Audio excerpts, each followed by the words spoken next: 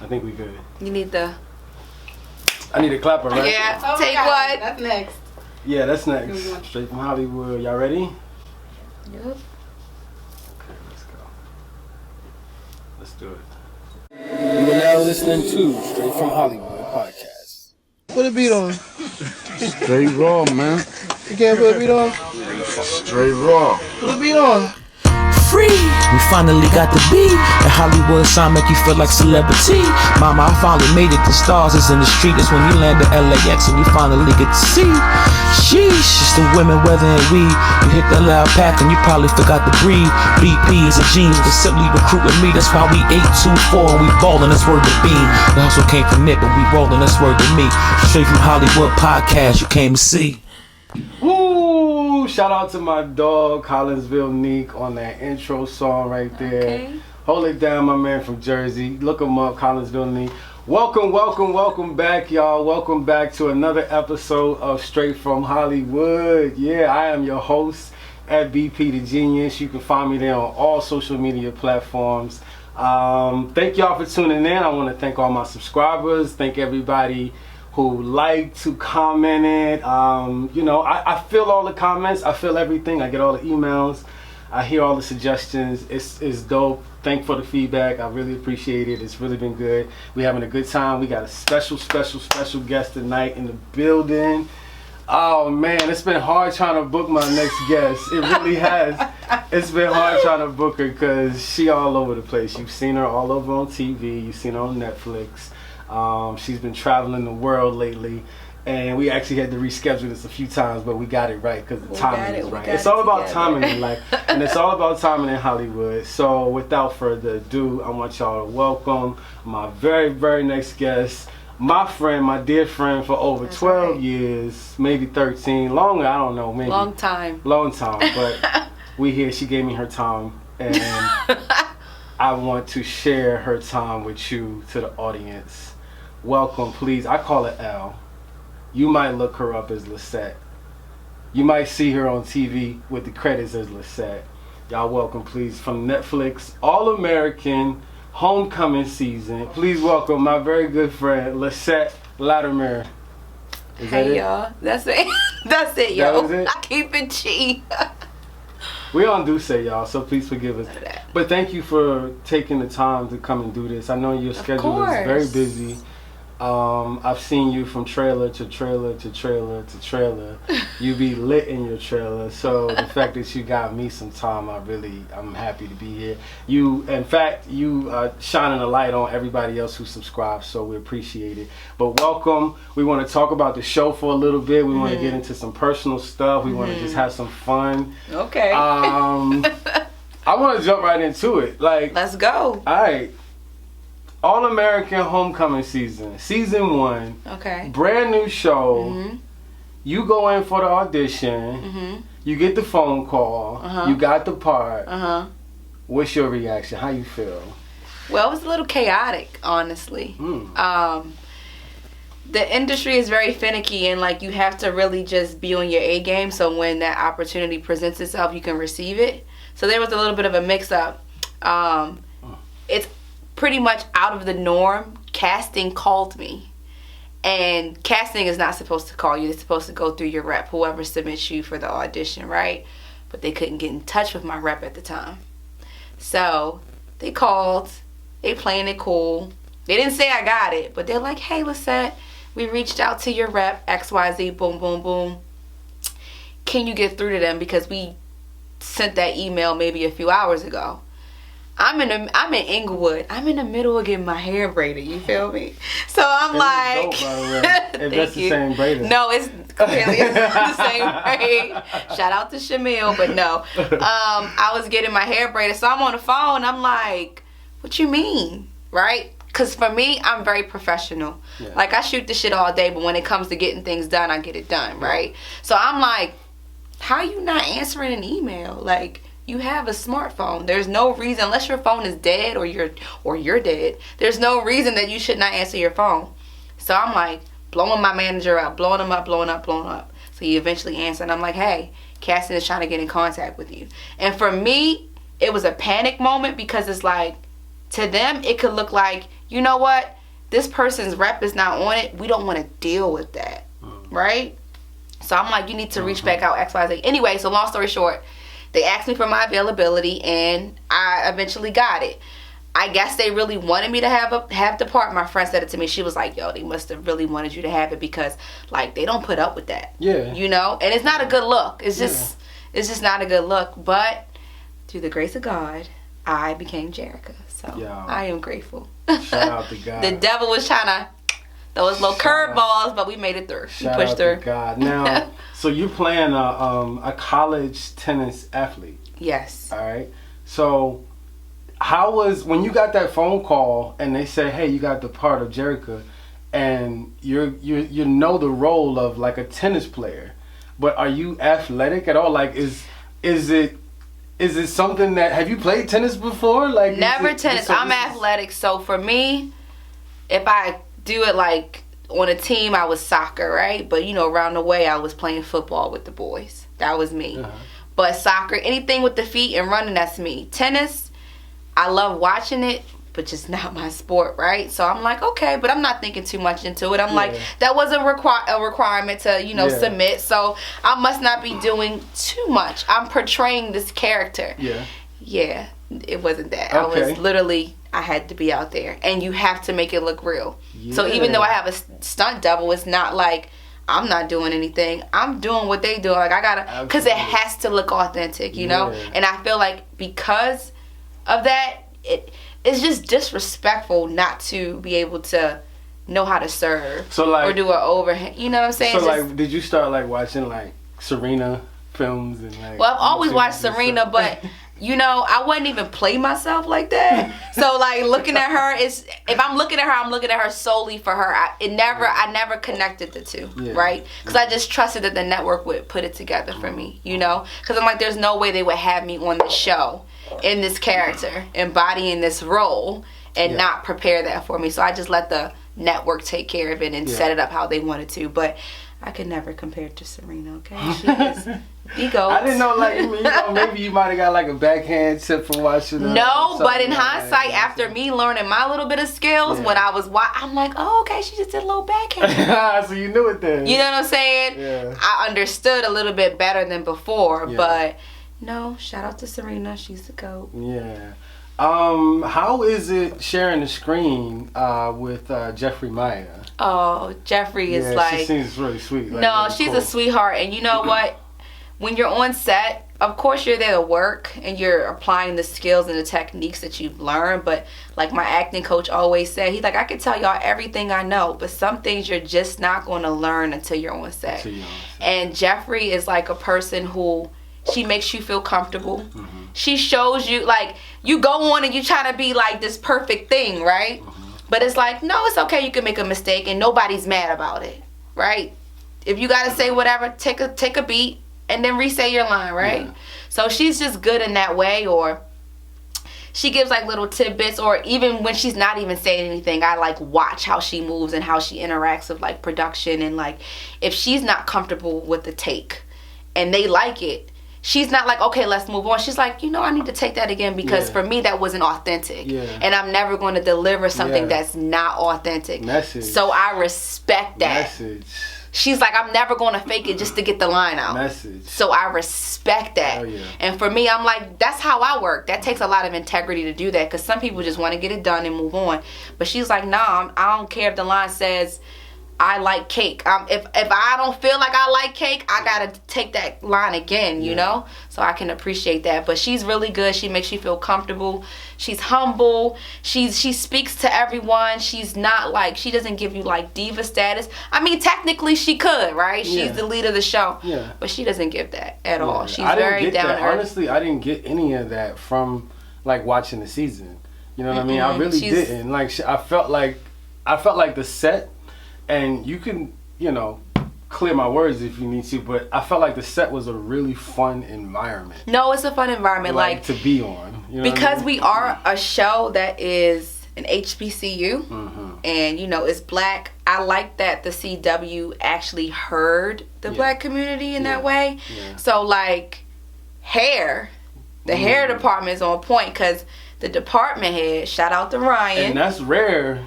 That's rare. He's a black man. That's rare in production. And he gets it done. And it's not like he's just like putting on this facade. Like, he knows what he's doing. He already owns his own establishment back in Chicago. Yeah. So it's like, when he's doing hair, it's not like, oh, I'm just going to do whatever. It's just like, if he knows I'm coming on for the next episode, he'll text me and be like, all right, so what we doing? Yeah. You know? Yeah. Let me push this through and get approval for you. Yeah. And 9 times out of 10, but for me, 10 times out of 10, I've gotten approval on all of my hairstyles. Yeah. So he's able to, like, connect with me in that way. That's what's up. Honoring us as a black people, but still keeping it recent and modern and looking good, because I've been on sets where they just don't know what to do with your hair. Yo, but not on All American. We've all, like, you know, that's why I was saying, like, it's a rare thing, because one of the biggest complaints that you hear from a lot of actors and actresses, like, when they come off set, they be like, whoa.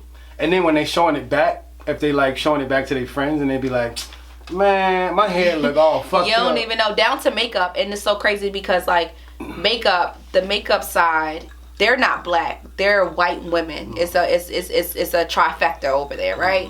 But they know what they're doing. And because I'm so used to somebody maybe not being able to match my skin tone, when I first went on set, I had my little bottle ready because I didn't know.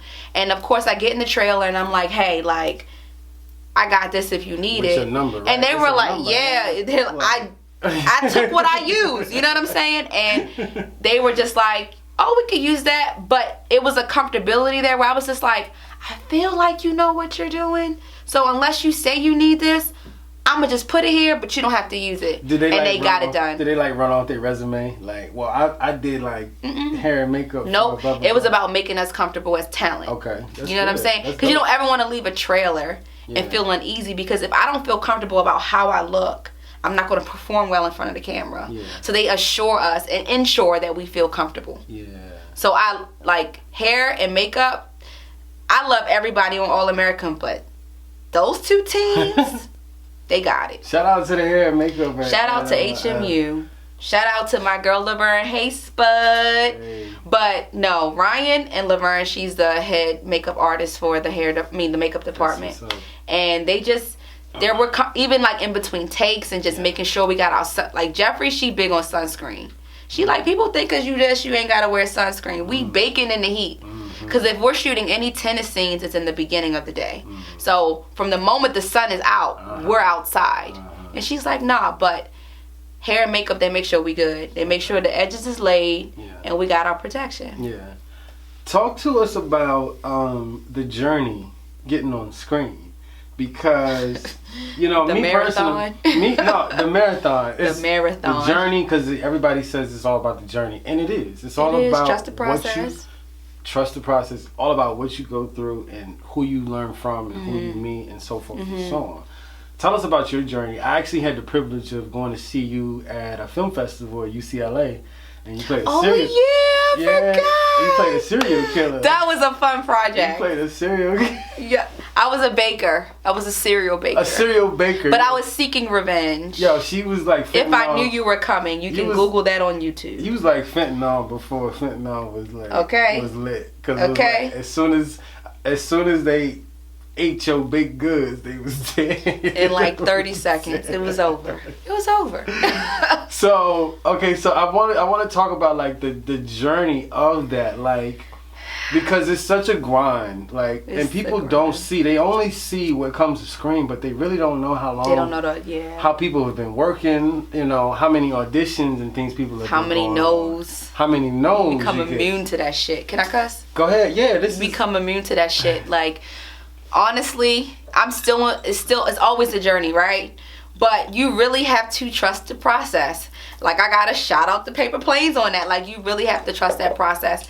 And look, I met you as soon as I got to LA. So I've been doing that since then, and I'm still doing it. I had no idea. Cause even with like Homecoming, it's just like, that's a foot in the door, but both feet are not in the door yet. You know, there's just so much to expand upon. There's so many pinnacles to reach, right? Absolutely. But I mean, what can I say? I left my comfort zone. I was in New York for a little bit. I graduated, and then I realized, not even realized, I already knew at that point. I was like, you know what? You're not going to start something and not finish it. You get your degree, multiple degrees. And as soon as you're done, you out. So I left. I moved from having my own apartment to sleeping on an air mattress in my friend's living room. And not to like glorify that story, because I'm over that, right? But I did what needed to be done. And it was like, do I go back home and be comfortable, but I'm stagnant? Or do I challenge myself? Absolutely. So I brought myself out here. You know, we was figuring, we still figuring it out. People don't even know that. Like, yeah, still but figuring it out. You know what I'm saying? You know, it's been a journey, and it's like I took breaks sometimes, not in a way of like, oh, I quit. And I tell people all the time, the best advice that I have is rest, reset, but don't quit. You can take a break. Say that again. Rest, reset, but don't quit. Because sometimes you got to check yourself and get it back into perspective. I like that. Because LA, people say, oh, you make it in New York, you can make it anywhere. No, fuck that. You make it in LA, you can make it anywhere.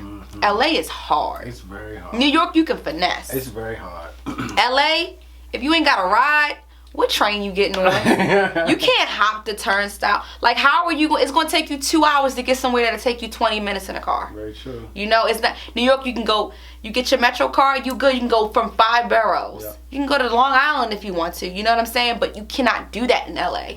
And I struggle with that. I had my license, of course, but I didn't have a car when I moved here.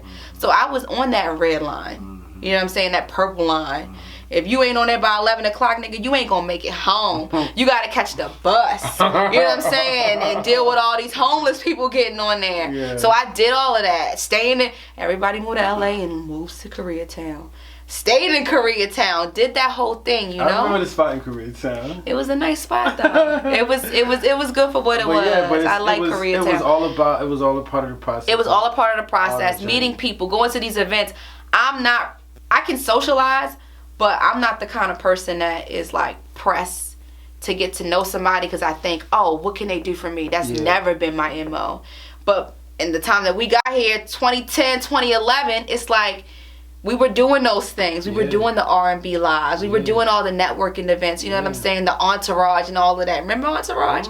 We was doing all of that shit. We were doing all of that, and it's just like I was going because I was told to go, but that wasn't for me.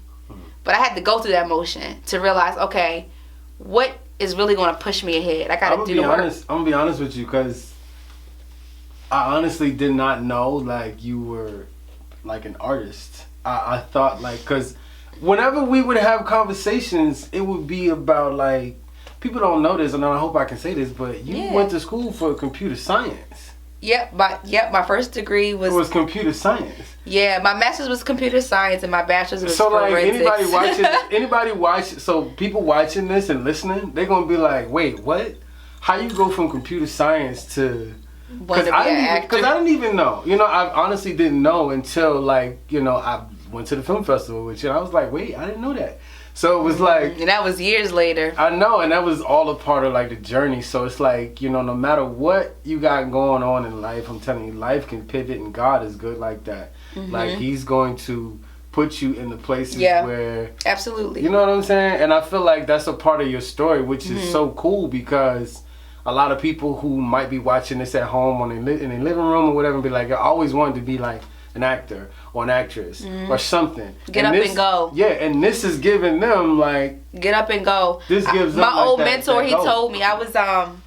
So for me, going to school... When you're 17, you graduate in high school, you're going to college because that's the natural thing to do, right? Society tells you to do that. And for me, I was like, okay, cool, I'm going to do the forensic science thing and do my sciences and all these chemistry and biology classes, cool. And I don't regret none of that because some of my best friends came out of that situation, you understand? But it's also a thing of like, you're not really ready at 17. Not at all. So for me, it was like, okay, let me get this plan B down. But when you really want something, when you start going into your purpose and recognizing your purpose and understanding the path that you're getting on, you begin to crave it. So for me, it started to be like, okay, well, I'm going to do the school thing, and that's going to be my plan B just in case the plan A don't work out. But while I'm in school, I can feel like I could do my acting shit on the side. So I did all the off Broadway plays. You know what I'm saying? While I was in New York. Even though my school had an incredible acting program.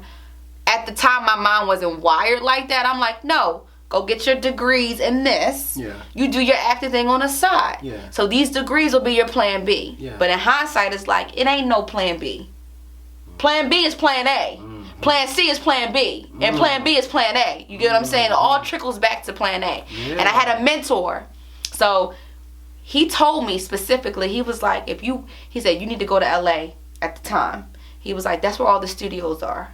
Because when I was in New York, it was more so about Broadway. Mm-hmm. If you wanted to get in with film and TV, it was very, very tight. Like, it wasn't like how it is now. You ain't have all the 50 shows, and it wasn't given that. It's a lot of shows. It was given Law and Order, and that was it. Everything else is like, if you wanted to submit to an agent, you had to know somebody. It was referral only. It was not wide open like it is now. Yeah. So my mentor at the time, he was like, you have to go to LA. And I'm like, how am I gonna do that? Like, I'm in the middle of getting my master's. I'm not gonna start something and not finish it. Yeah. So let me finish it and then I'll go. Yeah. But in hindsight, I'm like, nah, he was right. I should have got started sooner. Because for him, it was like, if you want this thing, all that other shit don't matter. It don't. But for me, I'm like, nah. My mom's an immigrant. I'm a child of it. If I don't get it for nobody, I'm gonna get it for her. Yeah. Just to say I did. Yeah. You feel me? So I did it. Yeah. But I did it. I just was like, I got my little 4.0, whatever. I skated through. But it was just the thing of like, as soon as I graduate end of May, I'm out in July. Mm-hmm. And those months was just months for me to stack my little bit of bread just to get there. But it was like, I'm out. Mm-hmm. I'm giving up the brownstone apartment. I'm giving up the bodega. Yeah. And you know what I'm saying? Yeah. I'm giving up my comfort zone to just go. Yeah. And all I can say is, for anybody that wants to do something, just do it. Because I feel like once you get that thought, the thought is not, it's not the beginning. The thought is like, no, that's the purpose. Yeah. Like, you got to walk in that. Like, if you could think it, that's it. What they say when you're young, if you think you can achieve it, right? I tell people that all the time. They look at me crazy. I was telling my friend that yesterday. He was saying something. He was like, yeah, I'm planning whatever. I'm like, planning what? Just do it. Just do it. And I was like, I said it in the most respectful way possible. I'm not trying to knock what you're doing. But just do it. Because once you think it, like, you can only win. Yep. Like, you can only win, right? Yep. So, like, just do it. Yeah. So, for me, if I could take it back, that might have been the one thing I would have changed. But the way I'm wired is like, no, you got to have a certain amount of finances. You got to have a safety net in a way to just like, I needed a parachute. Mm-hmm. Like, if I'm a jump, I need something to catch I need something to make me feel secure. And that's what that was for me. But now it's just like, whatever. I do what I want. Yeah. Either you're going to accept it or not. Yeah. But that comes with age. Yeah. We're going to take a quick commercial break real quick. We got to thank our sponsors, Duce. Shout out to Duce. We black right now. You know what I mean? Duce black. Duce on ice. Look, this one is almost gone. We've been sipping on it. Shout out to Duce. We got to pay some bills real quick. We're going to shout out our sponsors, and we'll be right back with my friend L, straight from Hollywood, at BP the Genius. Catch us. We'll be right back.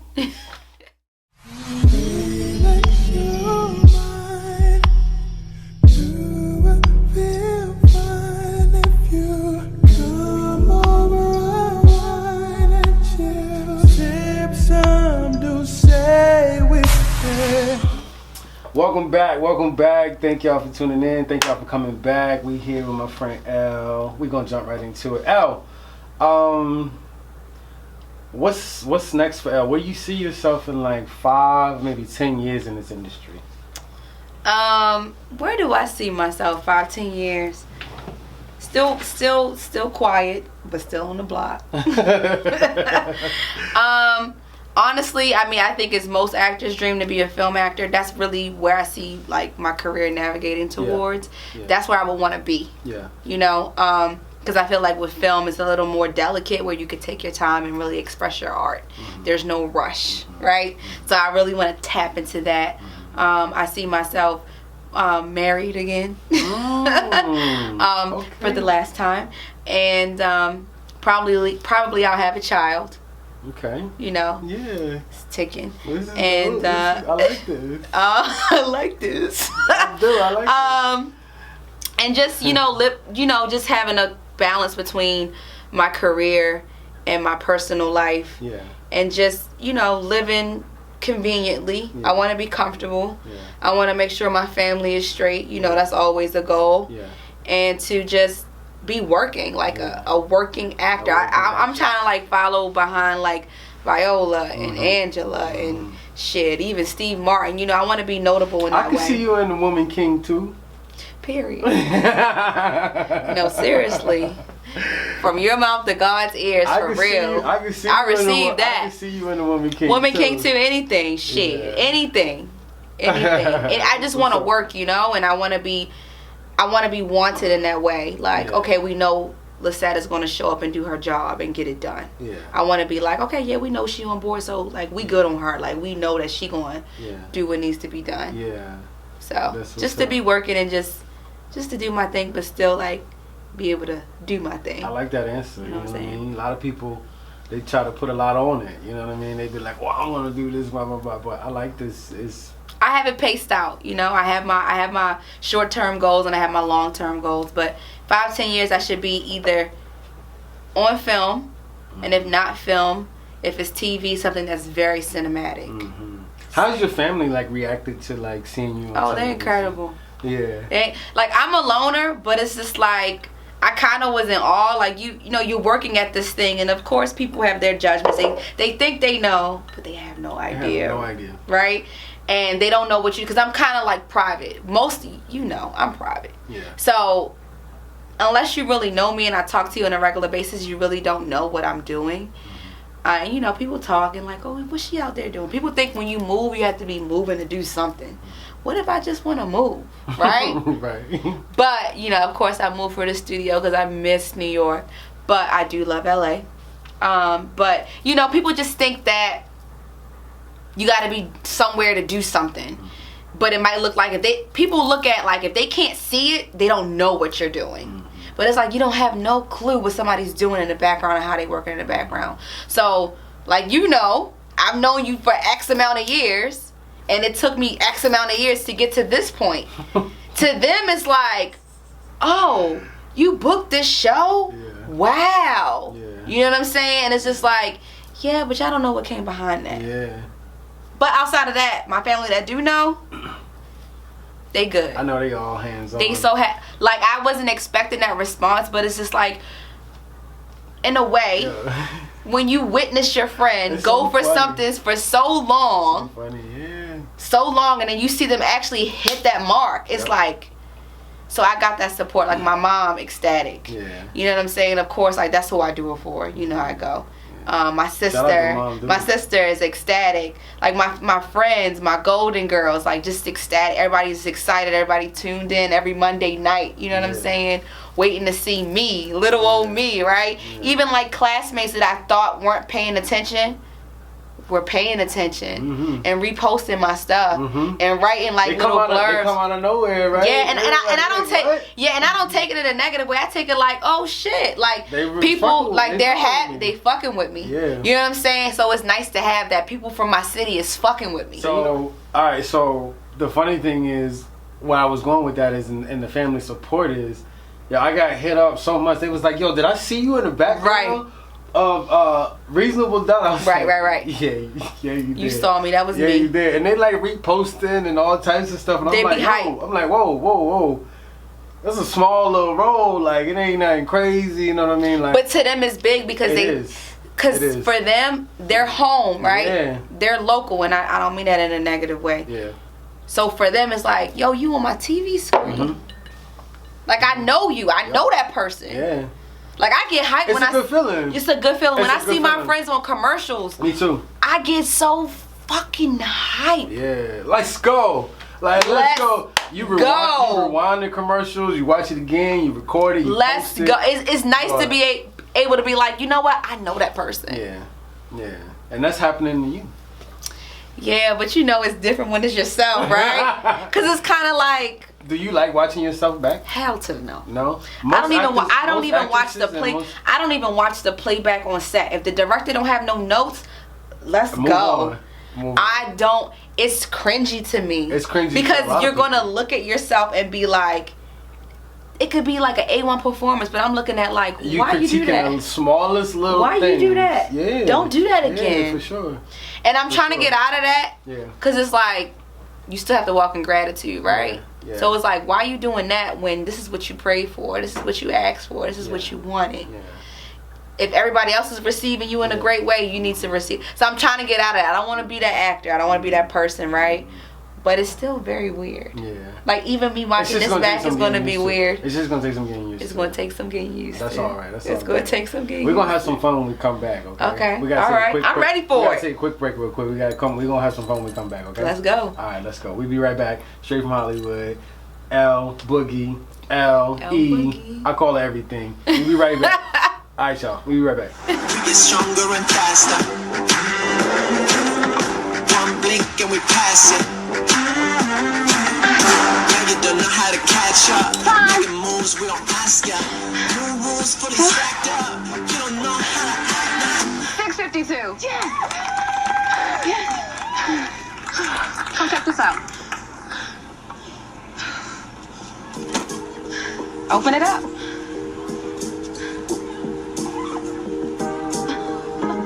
Just a little drip so you can look and feel your best on the court. Wow, y'all, this is more than I could even ever imagine. Congrats again on officially making the squad. Hey!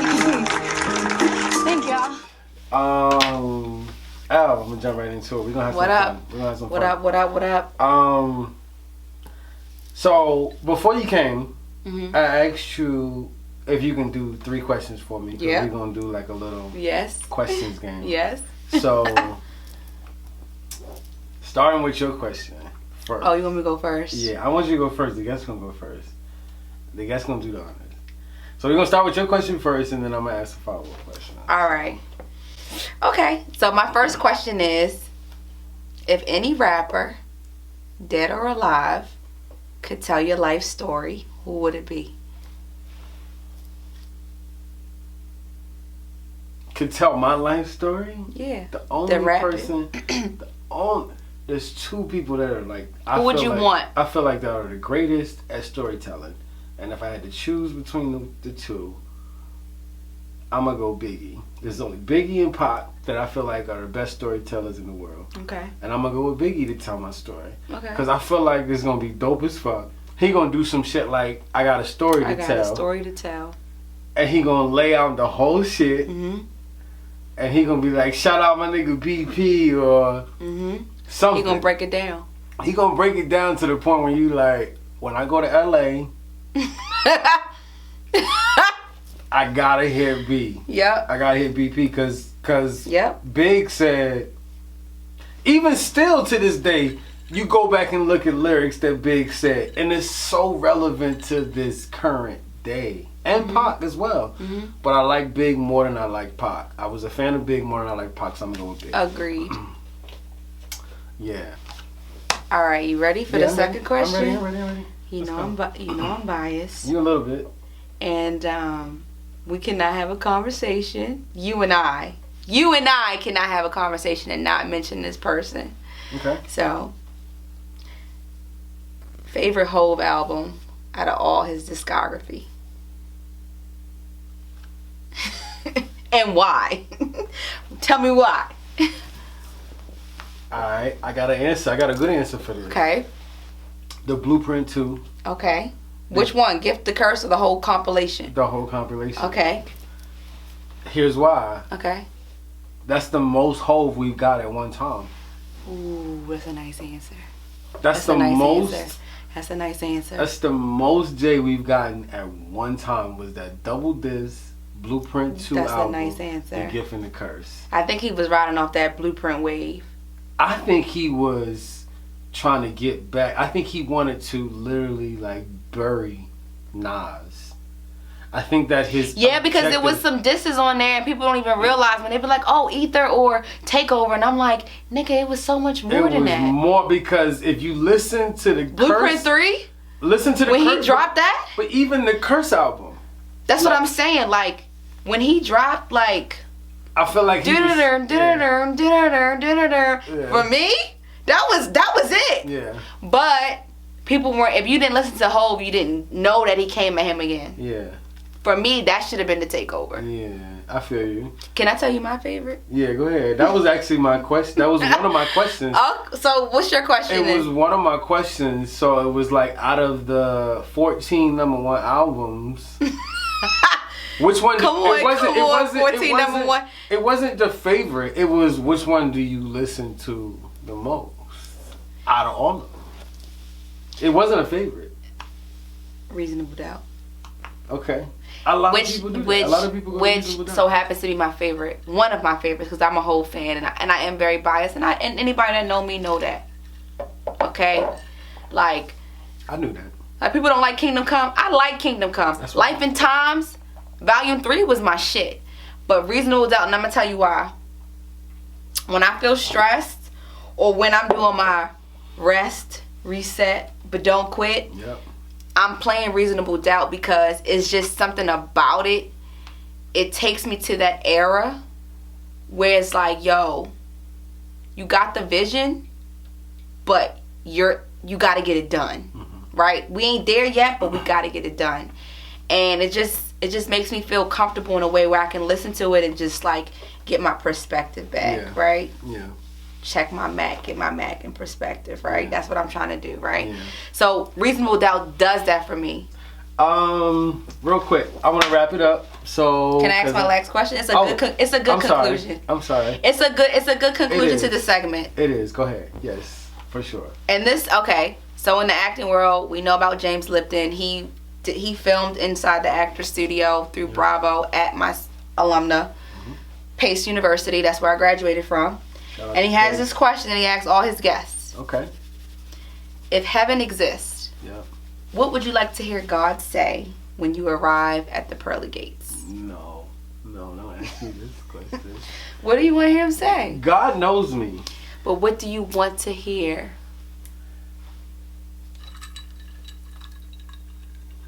Have a ball. Not have a ball. Not have a ball. I want God to say have a ball. So like it haven't just turned up. What? Heaven is lit. Imagine all the people that went before you. All the crab legs you want. And then when you get up there, you're gonna be like, yo, this shit is lit. Heaven is lit. Have a ball. So have a ball is AKA welcome. Welcome, have a ball. Well done. Well done. Well done. Good. You know what I mean? Good. We got something real quick before we wrap up. You are a special guest of mine, so I wanted to leave you with something. In fact, everybody in the audience is gonna get one of these today. So it's a little gift bag from Straight from Hollywood. We want you to take it home. We hope you enjoy it. Don't open it on camera. Don't do that right now. I'm like, listen here, French fries. No, shout out to GoPuff, our sponsors. We're going to shout out Duce because we haven't really had a chance to shout out Duce. Shout out Duce for being our sponsor. Shout out to Duce. For this episode. It's a special episode because we only Jay-Z affiliated. We only Rock Nation affiliated. So it was only right that we had the Duce for a sponsor tonight and we got Duce Black for a sponsor tonight. So we appreciate it. We're a little lit on all this. But there's a gift bag for you. Don't open it on camera, but I won't be. You are a special guest. You're a special guest to Straight from Hollywood. You are officially alumni now, and we can't wait to have you back. And we appreciate you coming through and spending time and blessing our platform and helping us get the word out. And I hope that everybody can follow and subscribe and like. And I hope more people can follow you. In fact, this is a good segue to actually talk about where to find you at real quick. So tell them where you from real quick. Here we go with the Hollywood shit. This is Straight from Hollywood. I know. I am at Lesette was here. Lesette was here on Instagram. That's all I got, y'all. I ain't got no TikTok. I ain't got no Twitter. That's it. Or you can go to Lesette.com. Or you can find me on IMDb Pro. Let's get it. Let's go. I like the IMDb Pro for sure.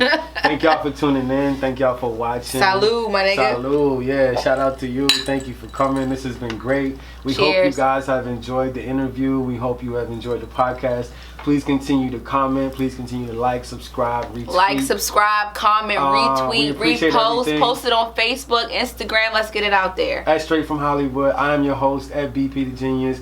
One more big shout out to my guest, L, At up, what up, Lesette. what up? You know, you can find us. She already told you. And we here. Catch us next time on the next episode of Straight from Hollywood. Thank y'all for tuning in. We out, y'all. Peace.